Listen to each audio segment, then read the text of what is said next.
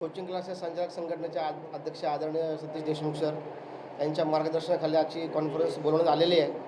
Conference बोलवण्याचं मुख्य कारण हे आहे की महाराष्ट्रात अनेकदा या 2026मध्ये पण जो नीटचा पेपर फुटला किंवा जो फोडला गेला त्या संदर्भात तुम्हाला सांगण्यासाठी हे आहे की गेल्या 15 वर्षापासून आम्ही शासनाला बोंबलून सांगतो आहे, आंदोलनं करून सांगतो आहे, निवेदनं देऊन सांगतो आहे की हे जे मोठे क्लासेसवाले आहेत, मोठे ज्यांची फी लाखाच्या घरात आहे, जे स्पर्धा परीक्षा असतील, नीट परीक्षा असतील, असे जे प्रायव्हेट क्लासेस घेतात 5-5, 6-6 लाख त्यांची फी असते, हे पेपर फोडतात किंवा ह्यांच्या काही शाळांशी टाईप आहे, इतर गोष्टींशी टाईप असल्यामुळे त्या पेपर फुटीचे प्रकार घडतात. त्याच्यामुळे विद्यार्थ्यांचं खूप मोठं नुकसान होतं.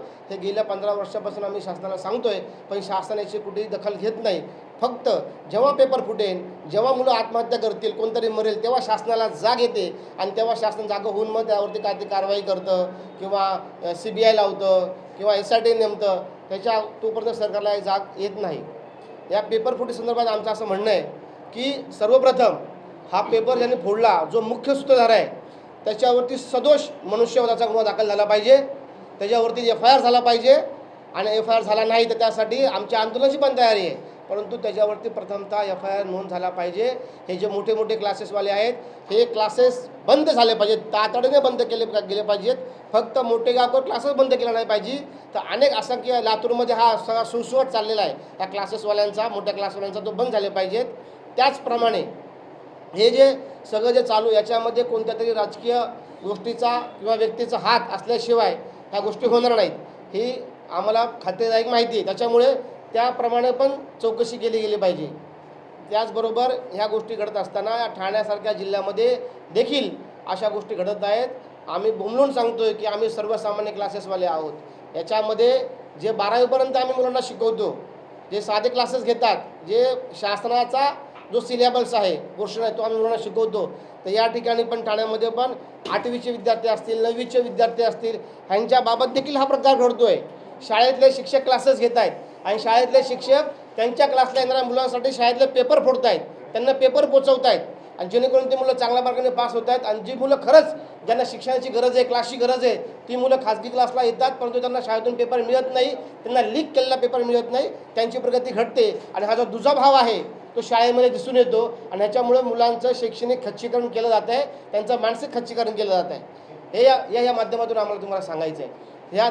त्याचबरोबर ठाण्यामध्ये पण अनेक JEE नीटचे क्लासेस घेतले जातात, त्यांचे यात चौकशी केली गेली पाहिजे. सर्वसामान्य क्लासेसला न्याय मिळाला पाहिजे. आता दादा भुसेंनी सांगितलं की आपण त्यावर समिती नेमतोय आणि कायदा आणतोय. अरे पण कायदा तुम्ही मागच्या 5 वर्षापासून आणताय. आमची अनेक वर्षापासून मागणी आहे सरकारकडे की तुम्ही शासनाच्या कमिटीमध्ये कोचिंग क्लासचे प्रतिनिधी नेमा, कोचिंग क्लासचे प्रतिनिधी नेमून तुम्ही एक समिती बनवा. त्यांना आम्ही अनेकदा सूचना पण दिल्या, पण शासन ऐकायला मागत नाही. फक्त कोणी आत्महत्या केली, जीव गेल्यावर शासनाला जाग येते आणि हे शासन नाकर्तेपणाचं शासन आहे. शैक्षणिक विभाग काम करत नाही आहे.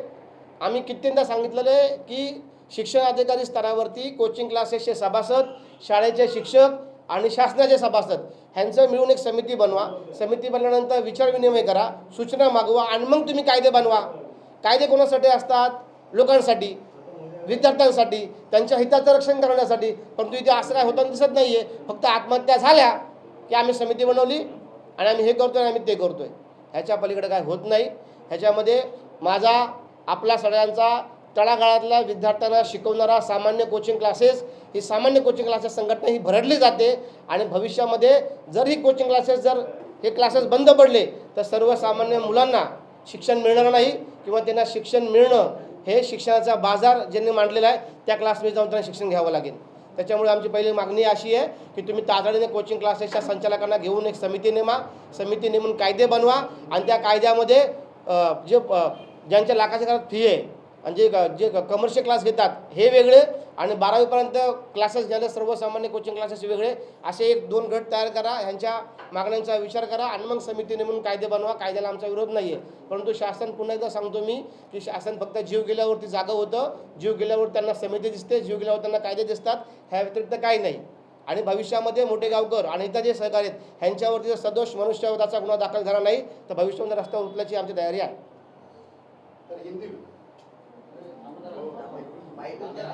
हिंदी में जानना चाहेंगे आज पत्रकार परिषद का आयोजन किया गया है, क्या वजह है? हमारे जो कोचिंग क्लास के अध्यक्ष है संगठन के सतीश देशमुख सर, इनके प्रस्ताव से ये कॉन्फ्रेंस बुलाई गई है। यहाँ पे जो नीट का जो पेपर लीक हुआ है और ये पेपर लीक होने के बाद जिस बच्चों ने आत्महत्या की गई है, उस आत्महत्या का कारणीभूत ये मोटेगांवकर और जो भी कोई और रहेगा वो है, उनके ऊपर सदोष मनुष्यवध का गुना दाखिल होना चाहिए, एफआईआर लॉन्च होना चाहिए। अगर ये चीज़ें होती नहीं है तो इसके लिए कोचिंग क्लासेस संचालक संगठन ये जो काम करती है वो रास्ते पे उतरेंगी और उसके लिए पुलिस के ऊपर दबाव बनाए रखेगी। लेकिन ये जो हुआ है नीट का पेपर जो लीक हुआ है, इसमें किसी पॉलिटिकल व्यक्ति का हस्तगत होने की भी संभावना है। इसके लिए वो इस सबसे भी चौकसी की जानी चाहिए। क्या होता है, हर टाइम पेपर लीक होता है, सेंट्रलाइज है। देखो कहना ये है, अगर इसके पहले 12वीं के बेस पे एडमिशन होता था या अपना महाराष्ट्र के जो सीईटी है, हर राज्य की एक सीईटी है, उसके माध्यम से एडमिशन होता था, तो अभी ये सेंट्रलाइज सीईटी की कोई ज़रूरत नहीं है। इसके वजह से आत्महत्याएं हो रही है, बच्चों के ऊपर मानसिक तनाव आ रहा है और इसके लिए हमारी ये डिमांड है कि ये जो सेंट्रलाइज सीईटी है या नीट की जो एग्ज़ाम है ये बंद होनी चाहिए और सब पूरे अधिकार जो है राज्य शासन के अंडर आने चाहिए। ये हमारी पहले डिमांड है। उसके बाद ये जो कोचिंग क्लासेस जो हमारी संगठन है वो सामान्य कोचिंग क्लासेस के लिए काम करती है और इसमें क्या हो रहा है, जो कमर्शियल जो क्लासेस लेते हैं जिसका फीस 2.5 से 5 लाख से ऊपर होता है, ये क्लासेस अलग है। और सामान्य जो कोचिंग क्लासेस हम जो बता रहे हैं पिछले 15 सालों से, जो 12वीं तक शासन का जो सिलेबस है वो बच्चों को सिखाती है, ये क्लासेस वाले अलग है। लेकिन क्या हो रहा है, ये सब जब ऐसी घटनाएं घटती है तो ये बड़े क्लास वाले और ये छोटे हम जैसे क्लास वाले, इन दोनों को सब एक नज़रिए से देखा जाता है, जो कि गलत है और नहीं होना चाहिए। इसके लिए हमारे शासन को ये विनती है कि आप एक जिला लेवल पे, एक शासन लेवल पे एक समिति बनाएं। वो समिति में कोचिंग क्लासेस के जो शिक्षक है उन्हें मेंबरशिप दे, शासन के कोई उसमें अधिकारी हो और विचार विनिमय से जो भी कायदा है वो आना चाहिए। कायदा लोगों के संरक्षण के लिए होता है, कायदा लोगों के हितों के लिए होता है, लेकिन वहाँ पे ये चीज़ कोई नहीं दिख रही है। हमेशा ये चीज़ होती आ रही है कि जो कोई आत्महत्या करता है, जब पेपर लीक होता है तभी शासन जागे होते हैं और शासन जैसे नींद से उठकर कायदे बनाने लगती है। तो ये सब चीज़ें गलत है, ये नहीं होना चाहिए। ये सब चीज़ों का हमारा विरोध है। क्या अगर मोटेगांवकर जैसे क्लासेस के ऊपर क्लासेस के संचालक के ऊपर कार्रवाई नहीं हुई तो क्लासेस संगठन की कोचिंग क्लासेस संगठन की आगे भूमिका कैसे रहेगी? नहीं, उनके ऊपर तो कार्रवाई हो रही है। सीबीआई ने जो अभी इंक्वायरी की उसमें 12 लोगों के ऊपर एफआईआर दाखिल की गई है। हमारी मांग ये है कि उनके ऊपर सदोष मनुष्यवध का गुना दाखिल होना चाहिए। अगर वो नहीं होती है गुना दाखिल तो हम रास्ते पे आने की हमारी तैयारी है।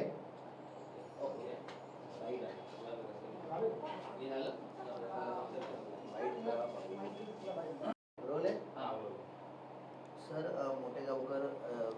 शिवराज मोटेगावकरवरती सदोष मनुष्यवधाचा गुन्हा दाखल केला पाहिजे अशा प्रकारची मागणी आपली आहे। तर मागणी पूर्ण नाही झाली तर काय आपली भूमिका असणार आहे? नेमकं या संपूर्ण पेपर फुटीवर कोचिंग संघटनेची काय भूमिका आहे? नाही, कसं आहे, या देशामध्ये शोकांतिका आहे किंवा दुःख आहे। न्याय मागायचा असेल तर रस्त्यावरच उतरावं लागतं, निवेदनं देऊन होत नाही। कोचिंग क्लासेस संचालक संघटनेने अनेक वर्षापासून सामान्य क्लास संचालकांसाठी काम करते आणि अशा घटना घडत असताना ज्यावेळेस प्रॉपर गुन्हा दाखल व्हायला पाहिजे त्याच्यावर दिसतोय की 3 लोकांनी आत्महत्या केलेली माझ्याकडे यादी आहे।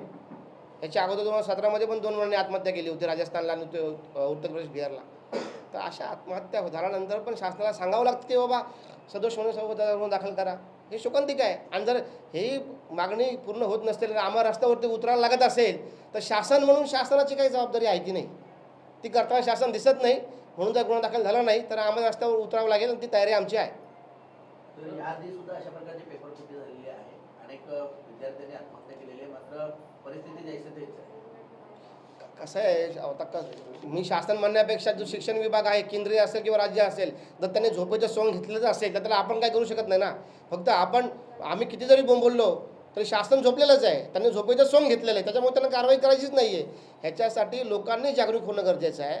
ह्याच्यासाठी जे कोई कमर्शियल क्लासेस आहेत त्या क्लासमध्ये आपल्या मुलांना पाठवायचं की नाही पाठवायचं हे देखील पालकांनी ही गोष्ट लक्षात घेतली गेली पाहिजे आणि अशा आमिषाला बळी न पडता पालकांनी अशा क्लासेसमध्ये मुलांना न पाठवता जे काही शिक्षण शाळेत मिळेल, जे काही शिक्षण नॉर्मल क्लासमध्ये मिळेल तिथे आपल्या मुलांना पाठवलं गेलं पाहिजे. पालकांचं काय होतं, प्रत्येक पालकाला वाटतं माझा मुलगा MBBS झाला पाहिजे, डॉक्टर झाला पाहिजे, इंजिनियर झाला पाहिजे, पण तो मग ते माध्यम कुठलंही असो, परंतु त्यातून जो विद्यार्थी बाहेर पडतो शिक्षण घेऊन तो ती आरोग्य सेवा देण्याकरता कितपत योग्य असतो हा देखील मोठा प्रश्न आहे ना.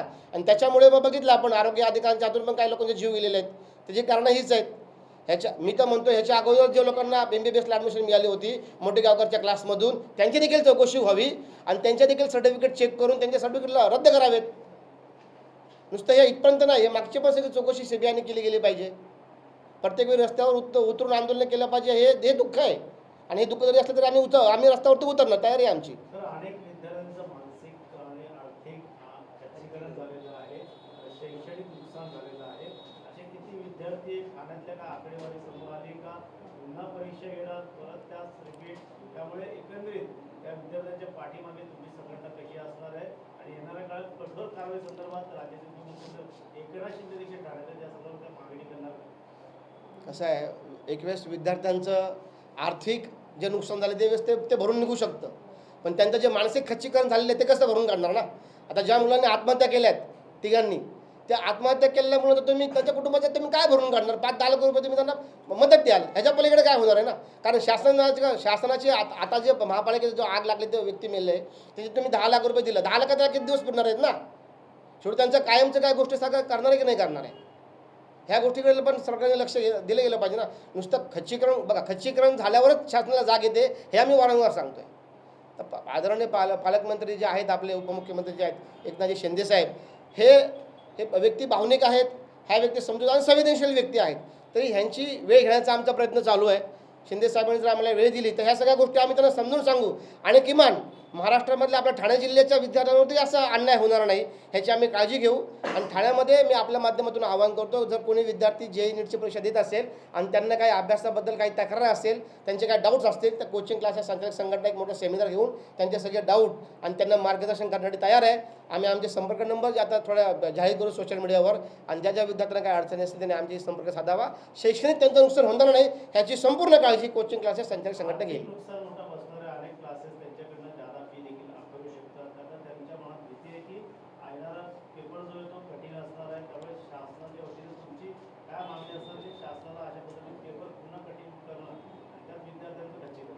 नाही, आता शासनाला आम्ही देणार आहे निवेदन की या संदर्भामध्ये शासनाने JEE नीटचे जी आपण ऑनलाईन फॉर्म भरतो ती शासनाने फी जरी माफ केलेली असली तरी देखील प्रायव्हेट क्लासेसमध्ये जे काही मुलांनी फिया भरल्या होत्या, आता जे पेपर अवघड आहे अशी ती जी अफवा पसरलेली आहे त्याच्यामुळे ते क्लासवाले अधिकची फी घेत आहे. तर शासनाने याच्यावरती लक्ष घालून जे काही आमच्याकडची यादी आहे किंवा शासनाकडची यादी आहे किंवा शासनाने जो सर्वे करावा आणि असे जे कोणी क्लासवाले असतील त्यांना परिपत्रक द्यावं किंवा नोटिसा द्याव्या, त्यांनी विद्यार्थ्यांकडून आता कुठल्याही प्रकारची फी घेऊ नये अशी आमची पण शासनाकडे मागणी राहील. आणि शासनाने पण काम केलं त्या गोष्टीवरती तर ती गोष्ट होऊन जाईल आणि त्या होणार नाही. विद्यार्थी सर्व एकत्र तुमची कुठेतरी आता बैठक होणार का येणाऱ्या काळात? गरज आहे ती. नाही, आमच्या ठाण्यात तर नक्की बैठक होणारच आहे. ठाण्यामध्ये जेवढे काय JEE नीटचे क्लासेस आहेत जे आमच्या संपर्कात नाहीत, म्हणजे आमचे सभासद नाहीत आणि जे सभासद आहेत ह्यांची आम्ही लोक बैठक लावून त्यांची चर्चा करणार आहे आणि ज्या मुलांनी फी भरलेली असेल त्यांना त्याच फीमध्ये शिकवण्याची आमची तयारी आहे आणि तसं त्यांना आम्ही सूचना करणार आहे. पालकांना काय आव्हान द्यावं? नाही, पालकांना आव्हान हेच करणार आहे की आपण क्लासेस जॉईन करताना त्या क्लासेसची परिपूर्ण माहिती घ्या. ते क्लासेस रजिस्टर्ड आहे का ती माहिती घ्या. क्लासेसची फी किती आहे ती माहिती घ्या. त्याला शासनाची परमिशन आहे का ती माहिती घ्या. किंबहुना हा कुठल्या संघटनेशी संबंधित आहे का क्लास, का असाच आला आहे, एक गाळा घेतला आहे, पैशा जोरावर डबल केला आहे, क्लास उघडला आहे ना केलं चालू, असा प्रकार आहे का ही परिपूर्ण पालकांनी पण माहिती घेऊन त्या क्लासेसमध्ये आपल्या मुलाचा प्रवेश घेतला पाहिजे. तर वारंवार अशा मुलांचे प्रकारचे जसे रेड कार्ड आहेत तसे काही रेड कार्ड येणाऱ्या काळात ढासळलेला येणाऱ्या काळात विद्यार्थ्यांना म्हणजे घरच्यांना प्रॉब्लेम अशी फी येणाऱ्या काळात विद्यार्थ्यांसाठी घेतली जाणार का अशी मागणी असणार का? नाही, आमची मागणी फी आता अशा क्लासेस घेतात त्यामुळे आता हे मोठे क्लासेस आहेत, मोठे गावकर आहेत ते समोर आले. एक्झॅक्टली मला तुम्हाला हे सांगायचं आहे की आमची सर्वसामान्य कोचिंग क्लासेसची संघटना आहे. आम्ही गेल्या 15 वर्षापासून आमचं फी स्ट्रक्चर आम्ही ठरवलेलं आहे 12वीपर्यंतचं. आणि आमची ती लोक आहेत हे जे हाय प्रोफाईल तुम्ही जे क्लास म्हणताय ना ह्याच्यावरती ना आमचं बंधन आहे ना शासनाचं बंधन आहे. हे पैशाच्या जोरावरती मोठे होतात मोठ्या मोठ्या बिल्डिंग उभ्या करतात, क्लासेस घेतात, पब्लिसिटी करतात आणि कोणत्याही राजकीय पुढाऱ्याला रिबीन कापायला बोलवतात, पब्लिसिटी करून मग ते 5 लाख आणि 10 लाख फी घेतात. त्याच्यावरती बंधन नाहीच आहे, आमचंही नाही आहे आणि शासनाचं पण नाही. शासनाचे बंधन आलं पाहिजे म्हणून तो कायदा आला पाहिजे आणि तो कायदा करण्यासाठी आमची समिती, आमच्या संघटनेचे सभासद त्या समितीमध्ये हवेत ना, तर आम्ही ते शासनाला सांगू शकतो. पण शासन या गोष्टी करतच नाही आहे. मला कधी कधी वाटतं शासनात या मोठ्या क्लासांचं काय साठा आहे की काही, अशी शंका मनात निर्माण होते. तुम्हाला समितीवरती घेतलं तर येणाऱ्या काळात विद्यार्थ्यांचं नुकसान जे होणार आहे ते होणं म्हणजे कुठे थांबलं जाईल. 100% थांबलं जाईल आणि तसं आम्ही प्रयत्न करू.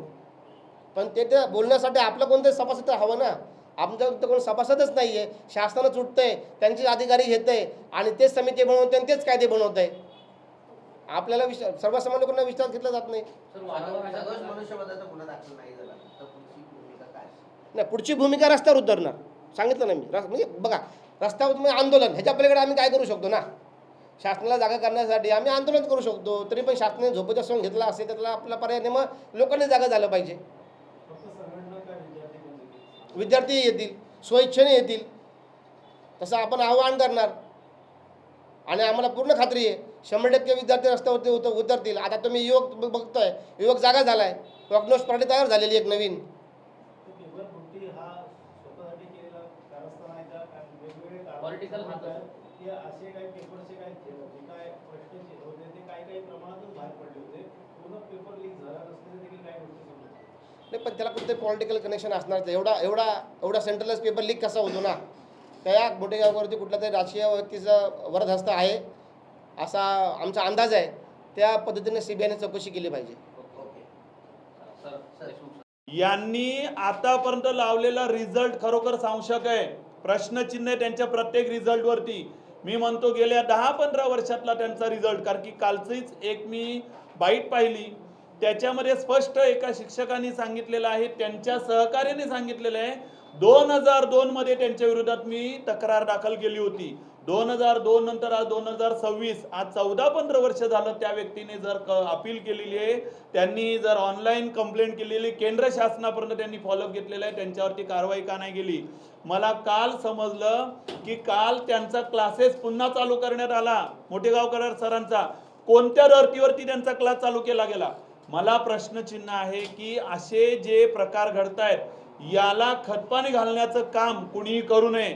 आणि जर करत असेल तर आम्ही सर्व क्लासेस संचालक रस्त्यावरती उतरून होणार आणि कोणत्याही प्रकारच्या आंदोलनासाठी आम्ही तयार आहोत. 2018 मध्ये आम्ही सिद्ध केलेलं आहे. क्लासेस संचालकांच्या बाजूने सदैव उभी राहणारी एकमेव क्लासेस संचालक संघटना आहे. आणि यापुढे आपणा सर्व माध्यमांना सांगतो की सर्वसामान्य क्लासेस संचालक हा आपल्या पोटासाठी, रोजगारासाठी चांगल्या पद्धतीने प्रामाणिकपणाने जगत असतो. तो कोणत्याही पद्धतीने अशा मार्गाने जगत नाही. ही पैशाची हाव असणारी ही उच्चभ्रू सोसायटी आहे. यांच्या मनातले हे काळेभर आहेत, त्यांना ह्या गोष्टी कराव्याशा वाटतात. आमच्यासारख्या सर्वसामान्य क्लासेस संचालकांना नाही.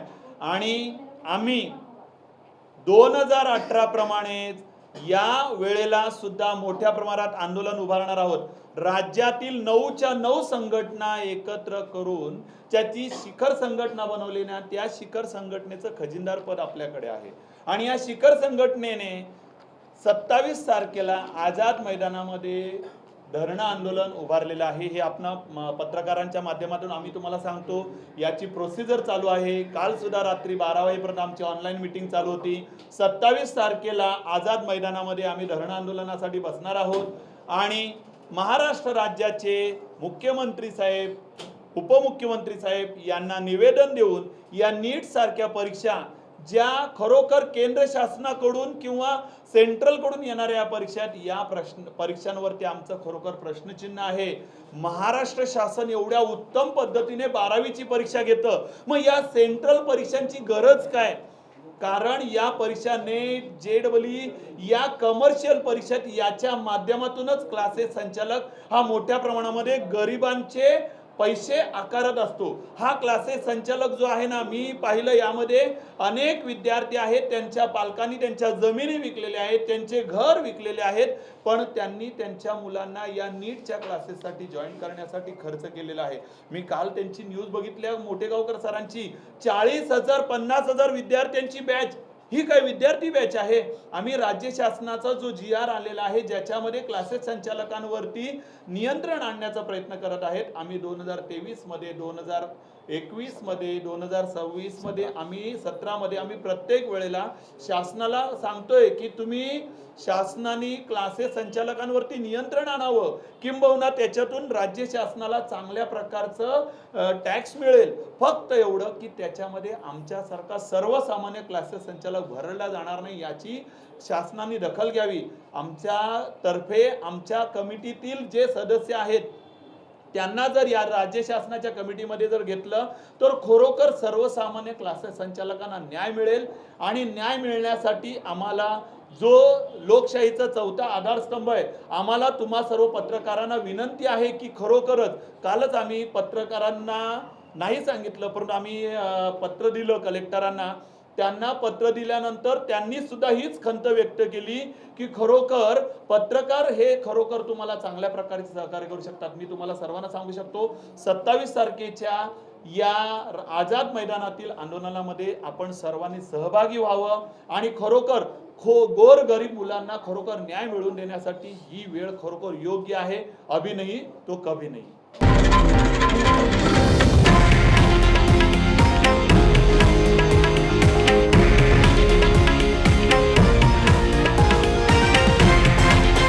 हे आहे देशातील नंबर 1 न्यूज नेटवर्क आणि आपण पाहत आहात TV9 मराठी, एकमेव.